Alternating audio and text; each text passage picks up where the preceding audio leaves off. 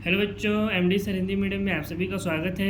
इस वीडियो में हम लोग एनसीईआरटी कक्षा 10वीं गणित का अध्याय 5 समांतर श्रेणियां का प्रश्नावली 5.2 के प्रश्नों को हल कर रहे हैं। प्रश्नावली 5.2 में कुल 20 प्रश्न हैं। इन सभी प्रश्नों को हम लोग 3 अलग अलग वीडियोज़ में हल कर रहे हैं, जिसमें से क्वेश्चन नंबर 1 से लेकर के क्वेश्चन नंबर 6 तक के प्रश्नों को पहले वाले वीडियो में तथा क्वेश्चन नंबर 7 से लेकर के क्वेश्चन नंबर 13 तक के प्रश्नों को दूसरे वाले वीडियो में हम लोग हल कर चुके हैं। ये प्रश्नावली 5.2 का तीसरा वीडियो है, जिसमें हम लोग क्वेश्चन नंबर 14 से लेकर के क्वेश्चन नंबर 20 तक के सभी प्रश्नों को हल करेंगे।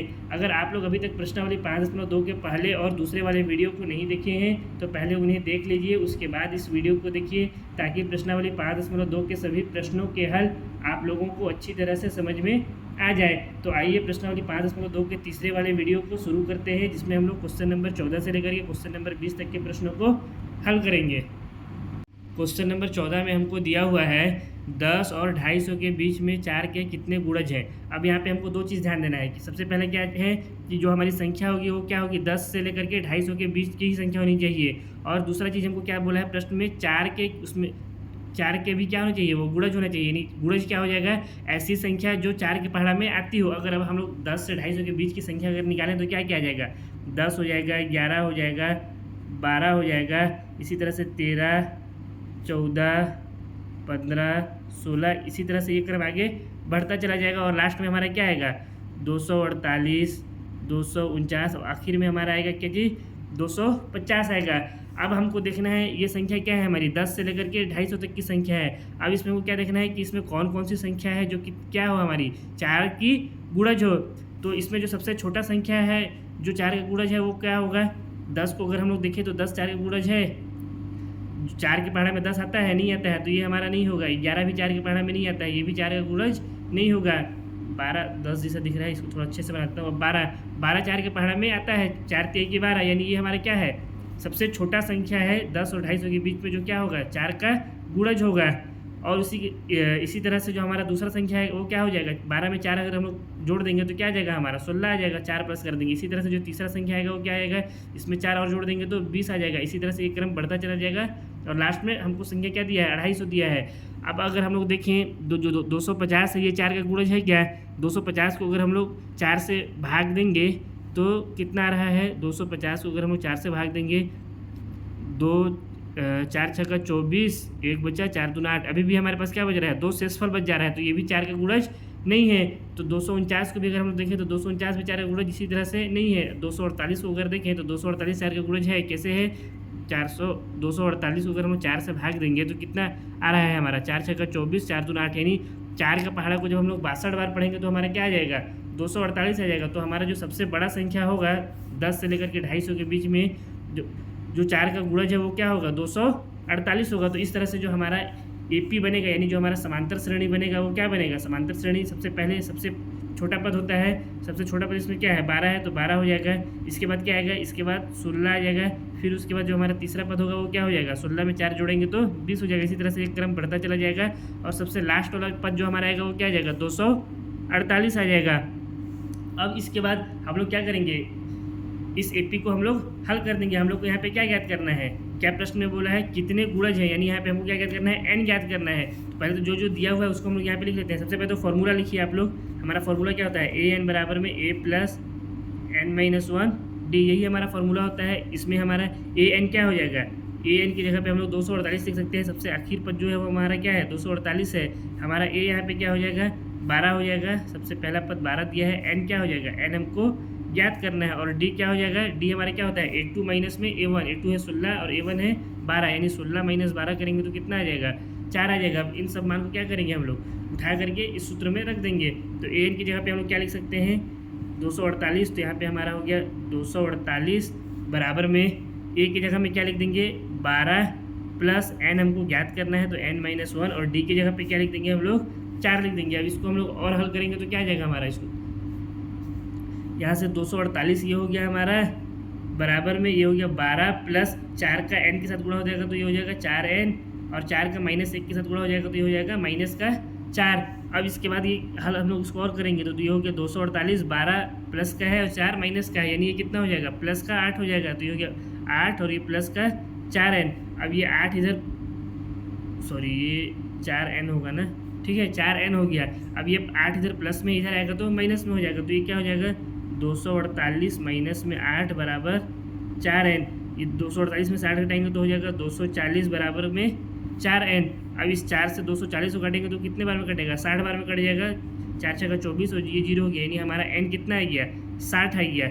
इसका मतलब क्या हुआ, इसका मतलब ये हुआ कि 10 और 250 के बीच में कुल 60 ऐसी संख्याएं हैं जो क्या है 4 के गुणज होंगे। तो इसको हम लोग यहाँ पे लिख भी देते हैं, अतः 10 और 250 के बीच कुल 60 ऐसी संख्याएं हैं जो 4 की गुणज है। और यही हमारा क्या हो गया, इस प्रश्न का उत्तर हो गया। अब इसी तरह से हम लोग क्वेश्चन नंबर 15 को हल करते हैं। क्वेश्चन नंबर 15 में हमको दिया हुआ है n के किस मान के लिए दोनों समांतर श्रेणियों 63, 65, 67 ... और 3, 10, 17 ... के nवें पद बराबर होंगे। यानी अब यहाँ पे हमको क्या पूछ रहा है, दो समांतर श्रेणियाँ दे दिया है, पहला समांतर श्रेणी ये है और दूसरा समांतर श्रेणी ये है। अब इसमें हमसे पूछ रहा है कि इसका कौन सा ऐसा पद आएगा, यानी इस दोनों समांतर श्रेणी को हम लोग जब बढ़ाते जाएंगे तो इन दोनों का कौन सा ऐसा पद आएगा कि उसका जो मान है आपस में क्या होगा, बराबर होगा। तो यहाँ पे हमको क्या याद करना है, n याद करना है।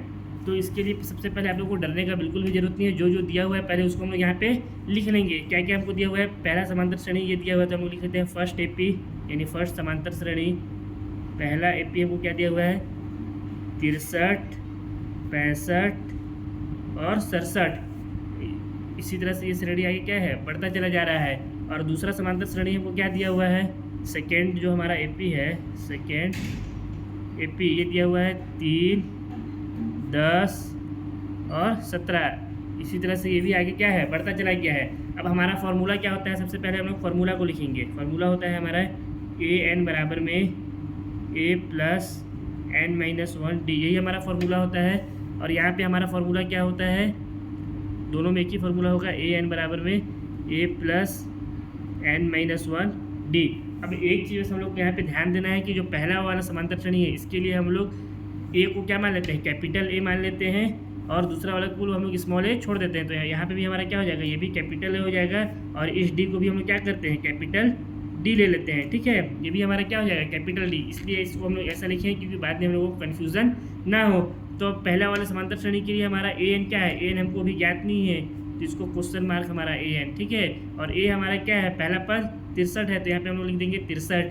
एन क्या है, एन हम लोगों को याद करना है, यही तो हमारे क्वेश्चन में दिया हुआ है, एन याद करने के लिए एनवा पद। और डी हमारा क्या हो जाएगा, डी हो जाता है हमारा सार्व अंतर, जिसको हम क्या कहते हैं a2 माइनस a1, यानी a2 कितना है 65 और a1 63, तो ये कितना हो जाएगा 65 माइनस 63 बराबर 2 आ गया हमारा डी।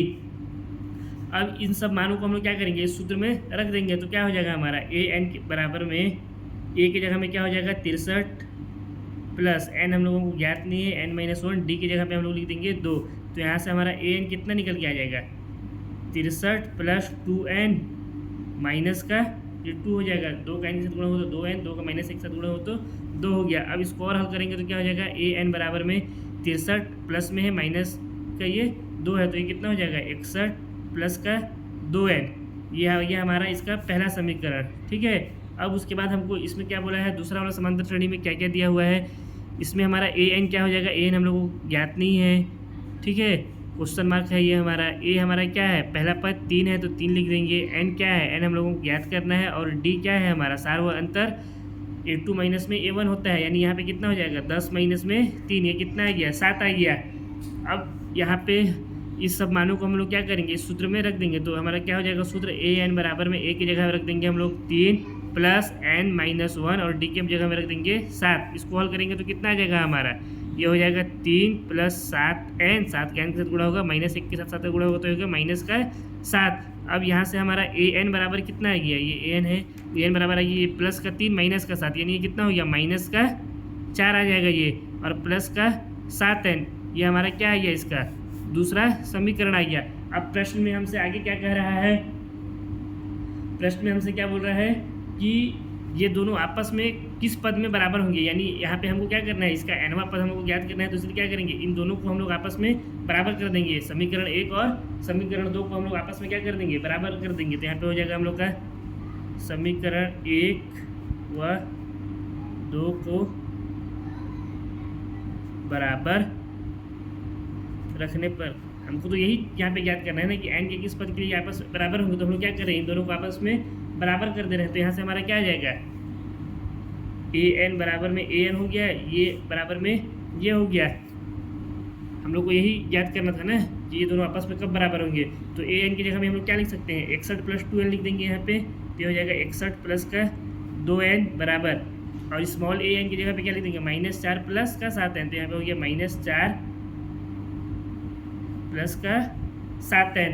अब यहाँ से ये 4 माइनस में है, इसको इधर रहेंगे तो प्लस में हो जाएगा, ये 2n प्लस में है, इसको उधर रह जाएंगे तो माइनस का हो जाएगा। तो इसको हम लोग हल करते हैं, ये हो जाएगा 61 प्लस का 4 बराबर 7n माइनस का 2n।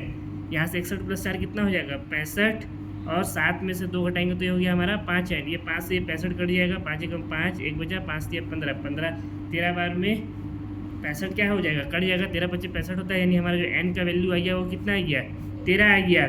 इसका मतलब क्या हुआ कि दोनों पद यानी जो दोनों समांतर श्रेणियाँ हैं उनका जो 13वां पद होगा वो आपस में क्या होगा, बराबर होगा। तो इसको हम लोग यहाँ पे लिख भी देते हैं, यहाँ पे हम लोग लिख दिए दोनों एपी के 13वां पद आपस में बराबर होगा। ये हो गया इसका उत्तर। अब हम लोग क्वेश्चन नंबर 16 को हल करते हैं। क्वेश्चन नंबर 16 में हमको क्या दिया हुआ है, वह एपी ज्ञात कीजिए जिसका तीसरा पद 16 और 7वां पद 5वें पद से 12 अधिक है। इसमें देखिए हमको 2 चीज़ बताया है। क्या बताया है, पहला 3 चीज़ बताया है। एक तो बताया है तीसरा पद कितना है हम लोग का, 16 है, और उसके बाद क्या बताया है जो 7वां पद है हमारा वो क्या है, 5वें पद से 12 अधिक है। तो इसको हम लोग क्या करते हैं, एक एक करके हल करते हैं। सबसे पहले जो हम लोग को इन्फॉर्मेशन दिया है उसको हम लोग हल करते हैं। क्या बोला है, तीसरा पद 16 है, तो हम लोग यहाँ पे लिखते हैं, दिया है एपी का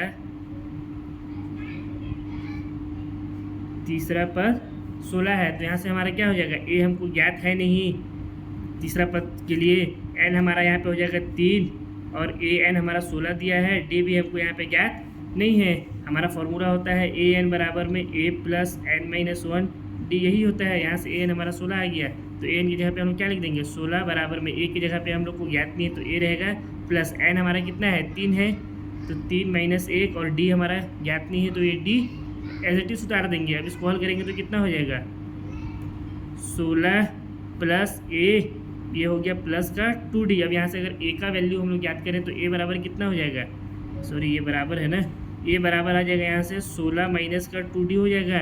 इसको मान लेते हैं हम लोग समीकरण नंबर 1। अब इसके बाद दूसरा इन्फॉर्मेशन हम लोग को क्या दिया है कि जो 7वां पद है वो 5वें पद से 12 अधिक है। तो यहाँ पे हम लोग लिखते हैं पुनः प्रश्नानुसार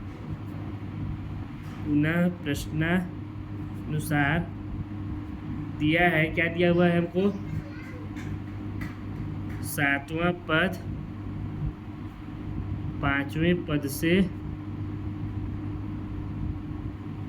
12 अधिक है। इसका मतलब क्या हुआ, इसका मतलब यह हो कि जो हमारा जो A7 है वो किसके बराबर है, A5 प्लस 12 की, यानी 7वां पद 5वें पद से 12 अधिक है। तो यही हो गया हमारा। अब क्या करेंगे, हमारा सूत्र क्या होता है, हमारा सूत्र होता है AN, इसको इधर साइड में कर दे रहा हूँ, बराबर में A plus n minus 1 d, यही होता है फॉर्मूला।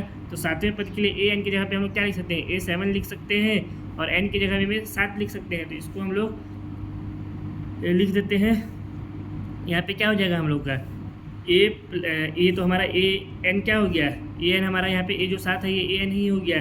अब इसके बराबर में क्या होता है, A plus n minus 1 d, यानी यहाँ पे हम लोग क्या लिख सकते हैं, A plus n minus 1 d, यहाँ पे 7 A7 की जगह लिख सकते हैं। तो यहाँ पे हमारा क्या हो जाएगा, A प्लस में एन की जगह पे हम लोग क्या लिख सकते हैं, 7 माइनस 1, और ये हो गया हमारा डी, बराबर किसके हैं, A5 के। तो A5 की जगह पे हम लोग क्या लिख सकते हैं, A प्लस एन की जगह पे हो जाएगा यहाँ पे 5 माइनस 1, और ये हो गया डी, प्लस में 12 है तो ये हो गया प्लस का 12 हो गया।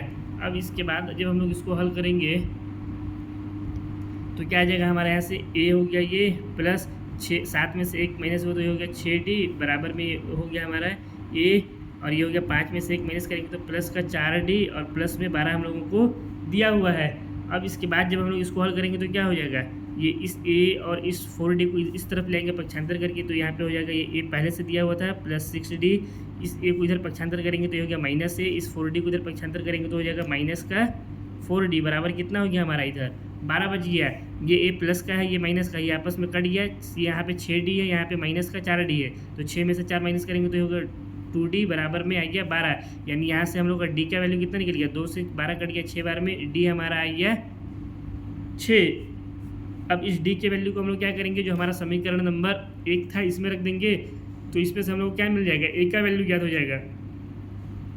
तो इसको हम यहाँ पे लिखते हैं d का मान समीकरण 1 में रखने पर क्या हो जाएगा, हमारा a बराबर कितना था, 16 माइनस 2d, यानी 2 गुणा में 6 हो जाएगा ये। अब इसको हल करेंगे तो कितना हो जाएगा, 16 माइनस 2 छक्का कितना हो गया 12, यानी हमारा जो a आ गया वो कितना आ गया, a का वैल्यू आ गया 16 में से 12 को माइनस करेंगे तो 4 आ जाएगा।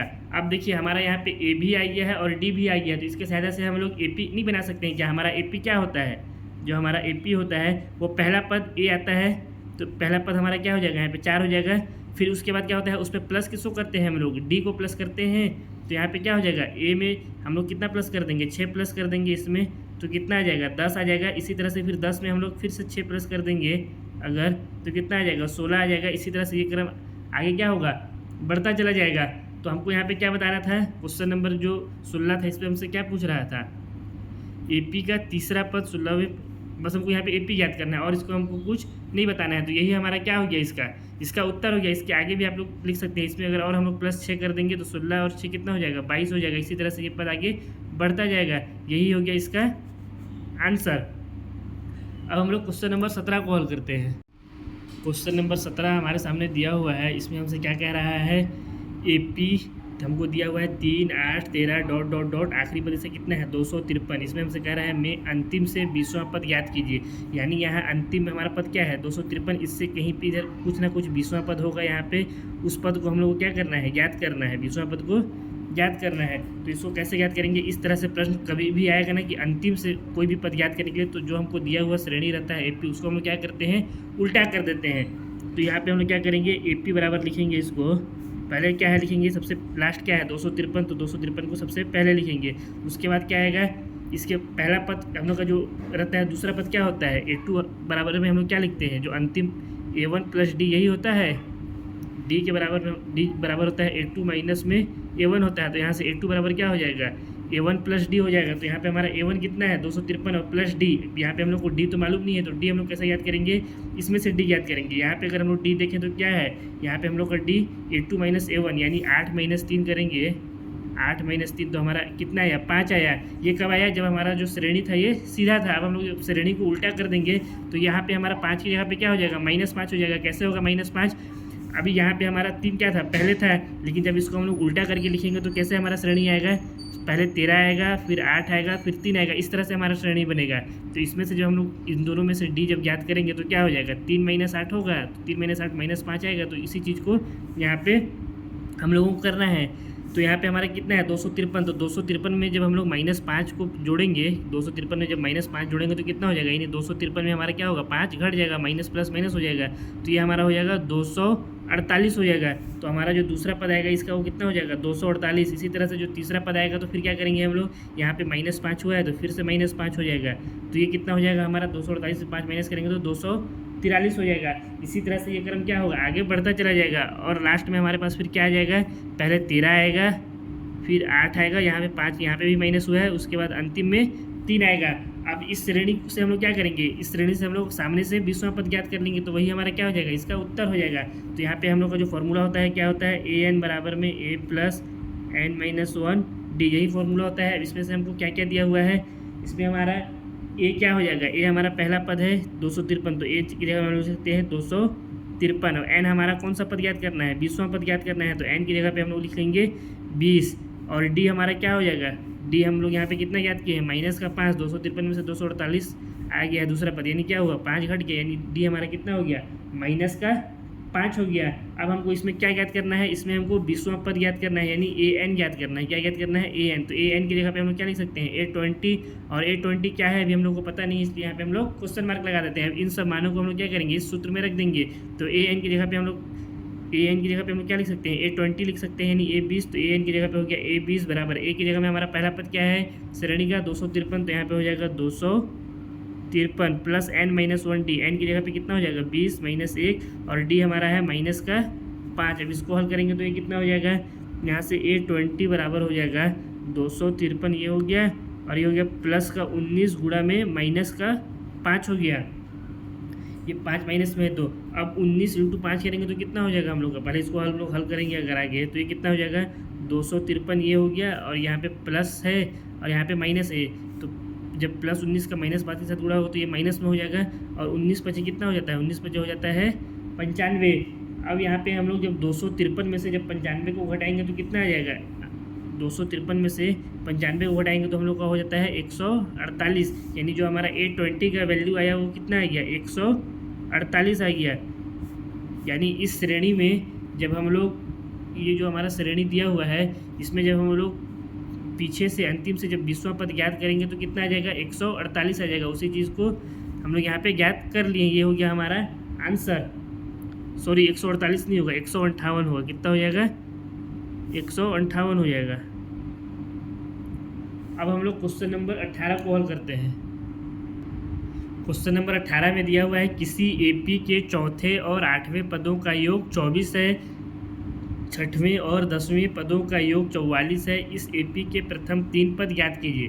तो इसके लिए हम लोग क्या करेंगे, जो जो हम लोग को यहाँ पे इन्फॉर्मेशन दिया है उसको पहले हम लोग यहाँ पे रख करके उससे समीकरण बनाएंगे। तो प्रश्नानुसार हमको क्या क्या बोला है पहले उसको लिख लेते हैं। यहाँ पे होगा प्रश्नानुसार चौथे पद यानी A4 और 8वें पदों का योग यानी A8 कितना है 24 है। तो अब A4 की जगह पे हम लोग क्या लिख सकते हैं, हमारा सूत्र क्या होता है AN बराबर में A प्लस n-1D यही होता है। तो यहाँ पे अगर हम लोग 4 ले लें तो यहाँ पे क्या हो जाएगा A4 बराबर में A प्लस 4-1D ये हो जाएगा हमारा A4 के लिए। इसी तरह से जब हम लोग A8 के लिए यहाँ पे ले लें तो A8 बराबर कितना हो जाएगा A प्लस 8-1D ये हमारा हो जाएगा। तो इसको हम लोग क्या करेंगे, इसके जगह पे लिख लेंगे। तो A4 की जगह पे हमारा क्या हो जाएगा A plus 4-1D plus A8 की जगह पे हम लोग क्या लिख सकते हैं A प्लस 8-1D बराबर कितना हो जाएगा 24 है। अब इसके बाद इसको हम लोग हल करेंगे तो कितना हो जाएगा A प्लस ये हो गया 3D, फिर यहाँ पे प्लस है तो ये हो गया प्लस, और ये हो गया कितना हमारा 8 में से घटाएंगे तो प्लस का 7D बराबर कितना दिया हुआ है 24। अब इसके बाद इसको आगे हल करेंगे तो ये कितना हो जाएगा A प्लस A कितना हो जाएगा 2A, अब 3 प्लस 7 कितना हो जाएगा 10D हो जाएगा ये बराबर 24। अब यहाँ से 2 को कॉमन निकाल लेते हैं, 2 यहाँ भी है और 10 यहाँ है, 2 के पढ़ा में 10 भी आता है, तो 2 को हम लोग क्या करते हैं कॉमन ले लेते हैं। उभयनिष्ठ क्या बचा यहाँ A प्लस 5 बच गया बराबर में 24। इस 2 से इस 24 को काट देंगे तो कितना आ जाएगा 12, यानी हमारा A प्लस 5 बराबर कितना आ गया 12 आ गया। इसको हम लोग मान लेते हैं समीकरण नंबर 1। अच्छा एक चीज़ और ना, यहाँ 10D है ठीक है, यहाँ पे 5D होगा और ये भी हमारा 5D होगा, D को छोड़ना नहीं है। अब इसके बाद दूसरा हमको इसमें क्या आगे बोला है 6वां और 10वां पद, क्या क्या बोला है 6वां और 10वें पदों का योग 44 है। तो इसी तरह से जैसे इसको हल किए इसी तरह से इसको भी हल करेंगे दूसरे वाले कंडीशन को। तो फिर यहाँ पे हम लोग लिखेंगे पुनः प्रश्नानुसार, पुनः प्रश्नानुसार क्या हो जाएगा पुनः प्रश्नानुसार A6 प्लस A10 बराबर कितना दिया है 44 दिया है। ये 6वां मतलब जो श्रेणी का 6वां पद है और 10वां पद का योग कितना है 44 है। तो इसके जगह पे हम लोग A6 की जगह पे क्या लिख सकते हैं, फॉर्मूला होता है हमारा AN बराबर में A प्लस n-1D ये फॉर्मूला होता है। तो यहाँ पे जब n की जगह में A6 रखेंगे तो हमारा ये क्या हो जाएगा A प्लस 6-1D, और उसी तरह से जब n की जगह में 10 रख देंगे तो हो जाएगा A10 बराबर में A प्लस 10-1D यही होगा हमारा सूत्र से। तो इन सब इसको क्या करेंगे A6 और A10 की जगह में रख देंगे। तो A6 की जगह पे क्या हो जाएगा A प्लस 6-1D, फिर प्लस है बीच में तो प्लस, A10 की जगह में हो जाएगा A प्लस 10-1D बराबर में कितना दिया हुआ है 44, ये हो गया 44। अब इसको हल करेंगे तो कितना हो जाएगा A प्लस 6 में से 1 गया तो 5D, फिर यहाँ प्लस है A तो यहाँ फिर हो गया A, और 10 में से 1 घटाएंगे तो कितना हो जाएगा प्लस का 9D बराबर कितना दिया हुआ है 44। A और A कितना हो गया 2A हो गया, प्लस है तो प्लस 5 और 9 कितना हो गया 5 और 9 14D बराबर कितना हो जाएगा 44। अब इसमें से भी 2 को हम लोग क्या करेंगे उभयनिष्ठ ले लेंगे, कितना बचेगा यहाँ बच गया A प्लस यहाँ कितना बच जाएगा 7D बच गया बराबर कितना हो गया 44। इस 2 से इस 44 को काटेंगे कितना आ जाएगा 22 आ जाएगा, यानी हमारा जो A प्लस 7D आया वो किसके बराबर हो गया 22 के बराबर हो गया। इसको हम लोग मान लेते हैं समीकरण नंबर दो। अब समीकरण 1 से समीकरण 2 को हम लोग क्या करेंगे, जो हमारा ये समीकरण 1 है इससे समीकरण 2 को हम लोग घटा देते हैं। 2 से भी 1 घटा दीजिएगा, कोई दिक्कत नहीं है, आंसर सेम ही आएगा। यहाँ पे लिखते हैं समीकरण 1 माइनस 2 से क्या हो जाएगा हमारा, समीकरण 1 दिया है ए प्लस 5d बराबर 12, समीकरण 2 दिया है ए प्लस 7d बराबर 22। तो इसको हम लोग क्या कर रहे हैं, घटा रहे हैं। तो ये माइनस करेंगे तो चिन्ह क्या हो जाएगा, बदल जाएगा। ये प्लस है तो माइनस, ये प्लस है तो माइनस, और ये भी प्लस है तो माइनस हो जाएगा। तो यहाँ से हमारा कितना आ जाएगा, ये प्लस में है माइनस में, आपस में कट गया है। यहाँ 5d प्लस में है, 7d माइनस में, यानी -7 और +5 कितना हो जाएगा, माइनस का 2d बराबर 12 प्लस में है, 22 माइनस में है। तो ये कितना हो जाएगा, 22 माइनस का 22 प्लस का 12, ये हो जाएगा माइनस का 10। तो ये माइनस से माइनस कट जाएगा, 2 से 10 कट जाएगा, 5 बार में जो हमारा डी का वैल्यू आ जाएगा वो कितना आ जाएगा, 5 आ जाएगा। अब इसके बाद डी का वैल्यू हमको मिल गया, तो ए का वैल्यू भी याद कर सकते हैं। समीकरण 1 में या 2 में किसी में भी डी का मान रख देंगे तो हमको क्या मिल जाएगा, ए का मान रख जाएगा। तो इसको हम लोग लिखते हैं समीकरण 1 में डी का मान रखने पर क्या हो जाएगा, समीकरण 1 हम लोग का कितना था, ए प्लस 5d, 5d की जगह पर रख देंगे गुणा में 5 बराबर कितना दिया हुआ है 12, यानी ए बराबर ए प्लस 5 × 25 बराबर हमारा कितना हो गया 12। तो यहाँ से ए का वैल्यू हमको कितना मिल जाएगा, 12 माइनस 25 हो जाएगा, ये 25 को उस तरफ पक्षांतर कर देंगे तो ए बराबर हमारा कितना हो जाएगा, माइनस का 13 आ जाएगा। ये हमारा कितना आ गया, माइनस का 13। आप देखिए हमको यहाँ पे डी भी ज्ञात है और ए भी ज्ञात है, यानी जो हमारा जो समांतर श्रेणी है एपी है उसका पहला पद भी हमको ज्ञात हो गया है, और इसका जो सार्व अंतर होता है डी वो भी हमको ज्ञात हो गया। तो इसके सहायता से हम क्या कर सकते हैं, हम लोग अपना एपी को बना सकते हैं। जो हमारा एपी होता है, एपी वो क्या होता है, सबसे पहले पहला पद होता है ए, फिर उसके बाद क्या आता है A2 रहता है, ये A1 ए के बराबर रहता है, फिर A3। तो A2 और A1 के बीच में क्या अंतर रहता है, जब A में हम लोग जब D को प्लस करेंगे तो A2 आ जाएगा, इसी तरह से जब D2 में D को प्लस करेंगे तो क्या हो जाएगा, A3 आ जाएगा। इसी तरह से ये क्रम क्या होगा, आगे बढ़ता चला जाएगा। तो हमको यहाँ पे कितना पद ज्ञात करने के लिए बोला है, प्रथम 3 पद। तो हम लोग पहला 3 पद क्या लिख सकते हैं, हमारा जो AP बनेगा वो क्या बन जाएगा, ए कितना दिया हुआ है, माइनस का 13, तो इसमें लिख देंगे माइनस का 13। फिर उसके बाद A2 कितना हो जाएगा हमारा, क्या हो जाएगा, जब A2 क्या होता है, यहाँ पे साइड में इसको यहाँ पे बता देता हूँ। A2 बराबर क्या हो जाता है हमारा, A1 प्लस D हो जाता है। A1 कितना दिया हुआ है, माइनस का 13, और D कितना दिया हुआ है, प्लस का 5, यानी कितना आ गया, 8 आ गया। तो हम लोग यहाँ पे A2 की जगह पे क्या लिख सकते हैं, 8 ये माइनस का 8 होगा ना, यहाँ पे माइनस है तो ये भी माइनस होगा। इसी तरह से जब A3 हम लोग याद करेंगे तो A3 बराबर भी क्या हो जाएगा, A2 प्लस D हो जाएगा। A2 हमको कितना दिया हुआ है, माइनस का 8 दिया है, तो ये हो गया -8, और D कितना है, 5 है, यानी हमारा कितना आ गया, माइनस का 3 आ गया। जो हमारा A3 आया वो कितना हो गया, -3। अब इसी तरह से एक श्रेणी आगे क्या होगा, बढ़ता चला जाएगा। तो यही हमारा क्या हो गया, इसका प्रश्न का उत्तर हो गया। प्रथम 3 पद ही हमको ज्ञात करना था, इसके आगे आप हम लोग को ज्ञात करने का कोई ज़रूरत नहीं है। अब हम लोग क्वेश्चन नंबर 19 को हल करते हैं। क्वेश्चन नंबर 19 में दिया हुआ है, सुब्बा राव ने 1995 में ₹5000 के वेतन पर कार्य आरंभ किया और प्रत्येक वर्ष ₹200 की वेतन वृद्धि प्राप्त की। यानी जो सुब्बा राव था उसका प्रारंभ में वेतन कितना था, 5000 था, और हर साल उसका वेतन कितना बढ़ जा रहा है, 200 रुपये बढ़ जा रहा है। यानी 1995 में 5000 है तो 1996 में कितना हो जाएगा, 5200। उसी तरह से 1997 में 5400 हो जाएगा। हर साल 200 रुपये उसका वेतन बढ़ते जा रहा है। अब यहाँ पे हमसे पूछ रहा है किस वर्ष में उसका वेतन 7000 हो गया, यानी उसका वेतन 7000 कब हो गया, ये हमको यहाँ पे बताना है। तो हमको तो जो इसमें इन्फॉर्मेशन दिया सबसे पहले उसको हम लिख लेंगे। यहाँ पे लिखेंगे प्रश्नानुसार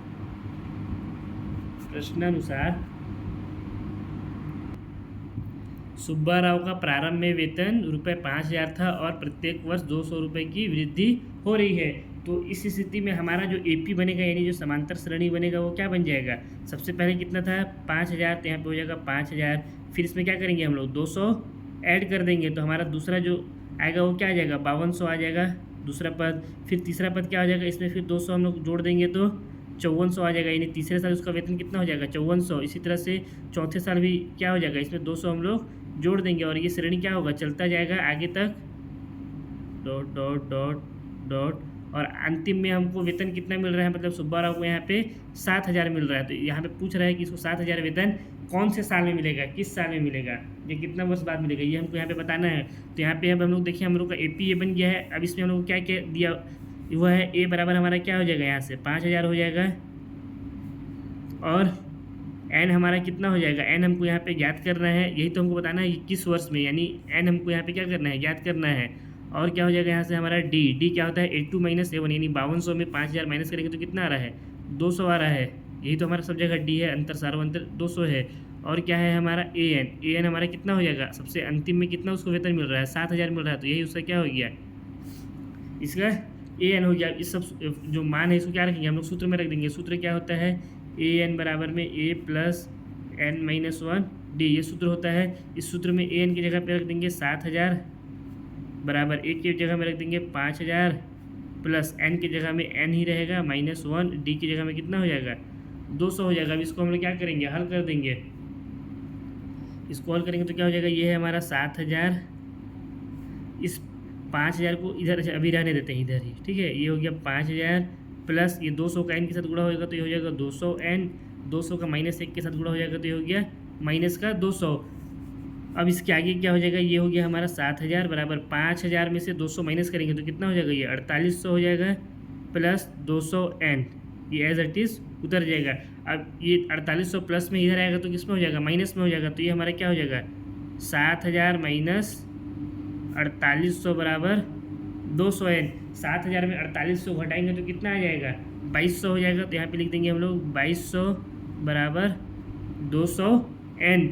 अब ये 2 जीरो से ये 2 जीरो कट गया, ये 2 से ये 22 कट गया 11 बार में, यानी जो हमारा n आया वो कितना आ गया, 11 आ गया। यही हमारा क्या हो गया, इसका उत्तर हो गया। इसका मतलब क्या हुआ कि जो सुब्बा राव था उसका 11 वर्ष में के बाद जो वेतन है वो कितना हो जाएगा, उसका वेतन 7000 हो जाएगा। तो इसको हम लोग लिख देंगे यहाँ पे, अतः 11 वर्ष बाद सुब्बा राव का वेतन 7000 रुपये, आगे लिखना है ना, होगा। ये हो गया हमारा उत्तर। या फिर आप लोग इसके जगह पे क्या ज्ञात कर सकते हैं, 11 वर्ष के बाद की जगह पे हम लोग यहाँ पे वो साल भी लिख सकते हैं। तो प्रारंभ कौन से ईयर में किया था, वो 1995 में किया था, शुरुआत इसी ईयर में किया था। और कितना वर्ष बाद उसका 7000 हो गया, 11 वर्ष बाद। यानी यहाँ पे 11 जोड़ देंगे तो कितना हो जाएगा, 1995 में 11 जोड़ेंगे तो 2006 हो जाएगा। यानी वर्ष 2006 में यहाँ पे लिख सकते हैं, वर्ष 2006 में सुब्बा राव को वेतन रुपये 7000 मिलेगा। ये भी इसका क्या हो जाएगा, उत्तर हो जाएगा। ऐसे भी लिख सकते हैं या फिर ऐसे भी लिख सकते हैं, दोनों सही है आप लोग का आंसर। अब इसका एक और आखिरी प्रश्न बच गया है, क्वेश्चन नंबर 20, उसको भी हम लोग हल करते हैं। रामकली ने किसी वर्ष के प्रथम सप्ताह में 50 रुपये बचत की। रामकली कोई लड़की है और वो क्या करी है, 50 रुपये बचाई है अपने पॉकेट मनी से, उसे घर वाले दिए होंगे, जिसमें से कितने रुपये बचाई, वो 50 रुपये बचा ली प्रथम सप्ताह में। फिर अपनी साप्ताहिक बचत 17.5 रुपये बढ़ाती गई, यानी पहला सप्ताह में वो कितना रुपये बचाई, पहला सप्ताह में वो 50 रुपये बचाई। उसके बाद बोल रहा है कि अपनी साप्ताहिक बचत 17.5 रुपये बढ़ाती गई, यानी इस पहले तो 50 रुपये बचा ही रही थी, लेकिन इसमें क्या करी, दूसरे सप्ताह से 17.5 रुपये और अपना बचत को बचाई, यानी उसके पास टोटल बचत कितना हो गया, 67.5 रुपये हो गया दूसरे सप्ताह से। और इस तरह से वो आगे बचाते रही। फिर यदि 9वें सप्ताह में उसकी साप्ताहिक बचत रुपये 207.50 हो जाती है। अब 9वां सप्ताह जब आता है ना, जब एक हफ्ता के बाद पहला हफ्ता 50 बचाई, फिर दूसरा हफ्ता 67.5 बचाई, फिर तीसरा हफ्ता फिर और कुछ बताई, इस तरह से वो आगे बचाते चली गई। तो फिर एक 9वां सप्ताह आता है जिसमें वो कितना रुपये बचाती है, 207 उसके पास कितना रुपये हो जाता है टोटल, 207.50 पैसे हो जाता है, 207 रुपये 50 पैसे हो जाता है। तो हमको बताना है कि वो 9वां सप्ताह क्या है जब उसके पास टोटल इतना रुपये जमा हो गया था। तो हम लोग यहाँ पे लिखेंगे प्रश्नानुसार जो हम लोगों को दिया हुआ है, क्या दिया हुआ है, प्रारंभ में बचत, प्रारंभ में कितना बचत है उसका, प्रारंभ में बचत कितना रुपये बचाती है, शुरू में 50 रुपये बचाती है। फिर उसके बाद क्या करती है, इसके बाद प्रत्येक सप्ताह 17.5 रुपये बढ़ाती है। तो यहाँ पे लिखेंगे तथा इसके बाद प्रत्येक सप्ताह 17.5 रुपये बढ़ाती है, 5 रुपये बढ़ाती है।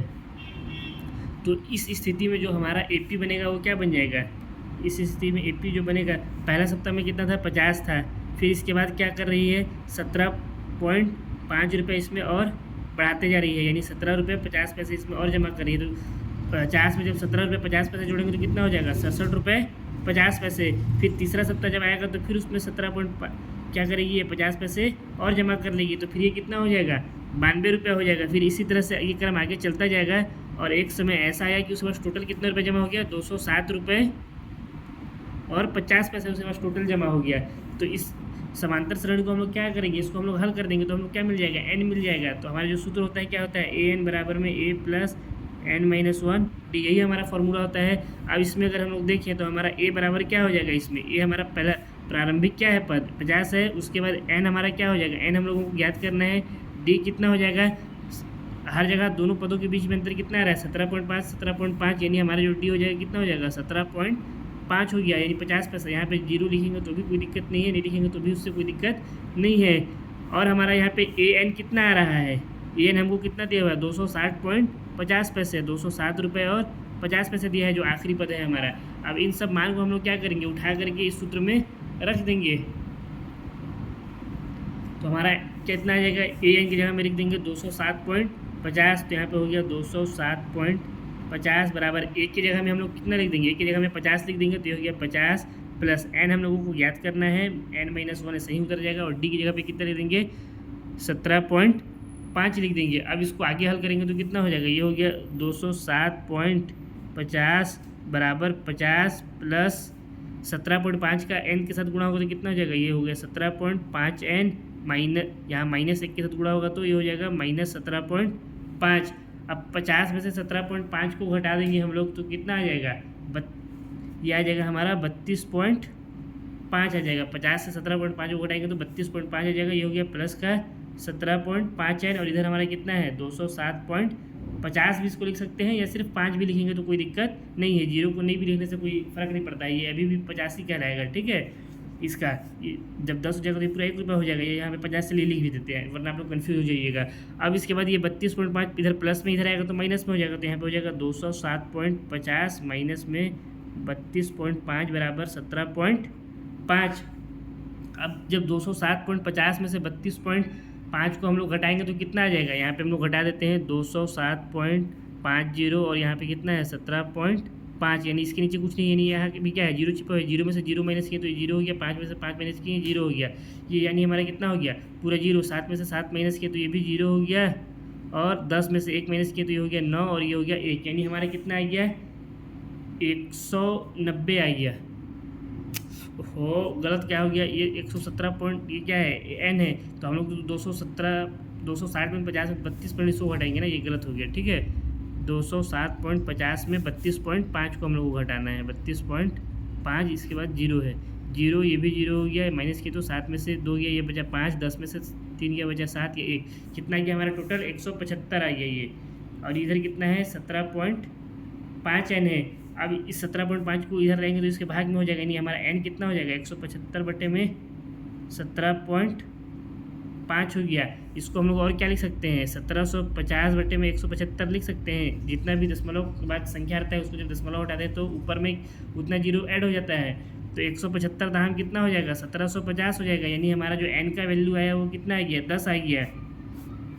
इसका मतलब क्या हुआ कि जो रामकली थी वो जब अपने बचत को जब 10वें सप्ताह में लेकर के जाएगी तो उसके पास टोटल कितना रुपये बच जाएगा 207 रुपये 50 पैसे उसका टोटल बचत हो जाएगा 10वें सप्ताह में। तो यही हमारा इसका हो गया उत्तर। इसी के साथ प्रश्नावली 5.2 हमारा समाप्त होता है। आशा करता हूँ आप लोगों को वीडियो पसंद आया होगा। अगर वीडियो पसंद आया है तो वीडियो को लाइक करें, कमेंट करें, चैनल में नए हैं तो चैनल को सब्सक्राइब करें, साथ ही इस वीडियो को अपने दोस्तों के साथ भी शेयर करें। और 5.2 के जितने भी अभी तक हम लोग वीडियो बनाए हैं उन सब का वीडियो आप लोगों को टेलीग्राम चैनल पर मिल जाएगा। अगर आप लोगों को इस पूरे वीडियो का जितने भी अभी तक हम लोग वीडियो बना चुके हैं पार्ट 1 पार्ट 2 और ये हमारा पार्ट 3 था वीडियो का, इन सब का अगर PDF चाहिए तो आप लोग MD सर का टेलीग्राम चैनल ज्वाइन कर सकते हैं। उसका लिंक आप लोगों को डिस्क्रिप्शन बॉक्स में मिल जाएगा। अब हम लोग बहुत जल्द प्रश्नावली 5.3 में मिलेंगे, तब तक के लिए बेस्ट ऑफ लक।